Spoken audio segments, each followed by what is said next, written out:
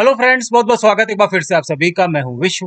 तो आज के इस वीडियो में हम लोग जानने वाले हैं कि माइक्रोसॉफ्ट वर्ड में क्लाउड यानी कि बादल कैसे बनाते हैं। ठीक है, माइक्रोसॉफ्ट वर्ड पर बेसिक से लेकर एडवांस तक के वीडियोस देखने के लिए नीचे डिस्क्रिप्शन में प्लेलिस्ट का लिंक दिया है, वहां से जाकर के आप वो वीडियोस देख सकते हैं।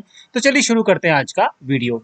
तो देखिए, अगर हमें बादल यानी कि क्लाउड बनाना है तो हमको उसके लिए जाना है इंसर्ट टैब पे। ये देखिए लेफ्ट हैंड साइड में यहाँ हमको मिलता है इंसर्ट टैब। ठीक है, इस पर क्लिक कर दीजिए।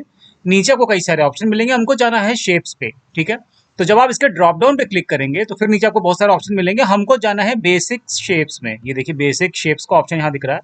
इसमें देखिए यहाँ पर ये है क्लाउड का ऑप्शन। ठीक है, तो बस जैसे ही आप इस पर क्लिक करेंगे प्लस साइन बन करके आ जाएगा। अब आप अपनी मर्जी से जहाँ चाहे वहाँ एक क्लाउड जो है वो क्रिएट कर सकते हैं।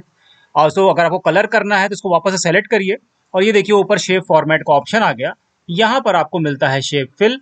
ठीक है, इसके ड्रॉप डाउन पे क्लिक करिए और मन चाहा कलर आप सिलेक्ट कर सकते हैं। तो मान लीजिए कि हम ये ऑरेंज कलर सिलेक्ट कर लेते हैं। ठीक है, तो ये देखिए हमारा बादल बन गया।